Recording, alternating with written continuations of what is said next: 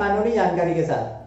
कोई भी देशवासी 2012 में दिल्ली में घटी गैंगरेप की उस दर्दनाक घटना को कैसे भूल सकता है जो एक 23 साल की मेडिकल स्टूडेंट के साथ उस वक्त घटी थी जब वो अपने एक दोस्त के साथ थिएटर से मूवी देखकर वापस लौट रही थी। इस घटना ने पूरे देश की आत्मा को झकझोर कर रख दिया था। इस घिनौनी हरकत को अंजाम देने वाले 6 अपराधियों में से एक माइनर था जिसको 3 साल सुधार गृह में रखने के बाद छोड़ दिया गया और इनमें से एक ने जेल में ही सुसाइड कर लिया था और बाकी को लास्ट ईयर तिहाड़ जेल में फांसी के फंदे पर लटका दिया गया था। इस घटना के बाद सरकार ने महिला सुरक्षा के लिए 2 इंपॉर्टेंट कदम उठाए थे।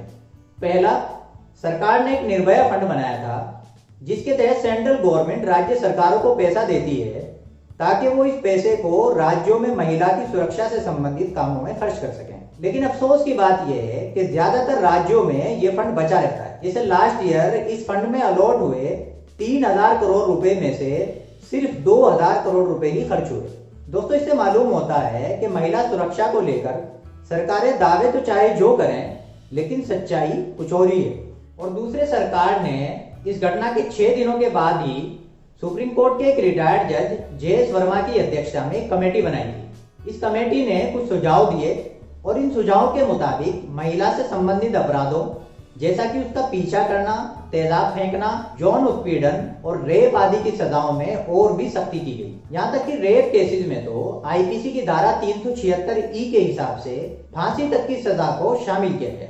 लेकिन इन सब के बावजूद कठुआ, हैदराबाद, उन्नाव, शाहजहांपुर और अब हाथरस की ये दर्दनाक घटना हमें समाज और सरकार का एक अलग ही रूप दिखाती है। NCRB, national crime record bureau, इसके 2019 के आंकड़ों के मुताबिक हमारे देश में हर दिन 88 रेप होते हैं।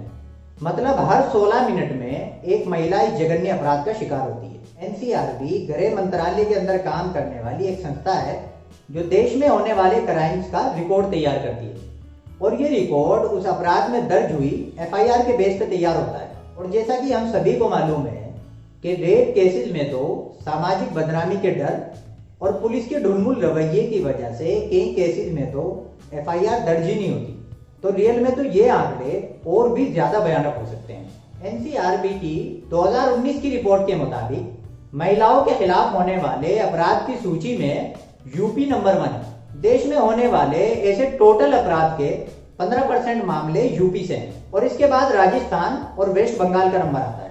ऐसे ही अनुसूचित जातियों के खिलाफ होने वाले अपराधों की सूची में भी करीब 26% के साथ यूपी अव्वल है और इसके बाद राजस्थान और बिहार का नंबर आता है।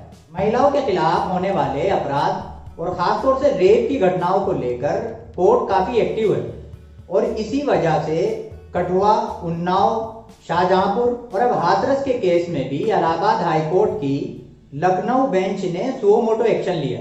संविधान के आर्टिकल 32 में सुप्रीम कोर्ट और 226 में हाईकोर्ट की ये स्पेशल पावर होती है कि वो किसी पार्टी के कोर्ट जाए बगैर भी किसी मामले में किसी लेटर या फिर मीडिया रिपोर्ट्स की बुनियाद पे संज्ञान ले सकता है। और आमतौर पर कोर्ट ऐसा तब करता है जबकि उसको लगता है कि किसी मामले में किसी नागरिक के मूल और मानवीय अधिकारों का घोर हनन हुआ है।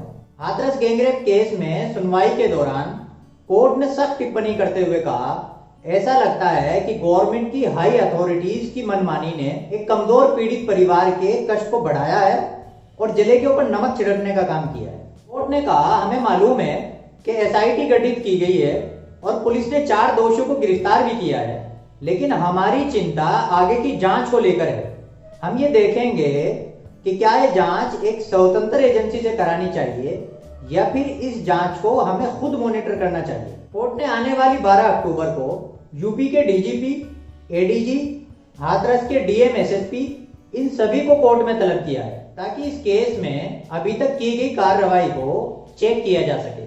दोस्तों, उम्मीद करते हैं कि निर्भया केस की तरह इस केस में भी पीड़िता और उसकी फैमिली के साथ इंसाफ होगा। वीडियो पसंद आया तो लाइक करिए, शेयर करिए और ऐसी ही इंफॉर्मेटिव वीडियोस के लिए लीगल उस्ताद चैनल को सब्सक्राइब करिए।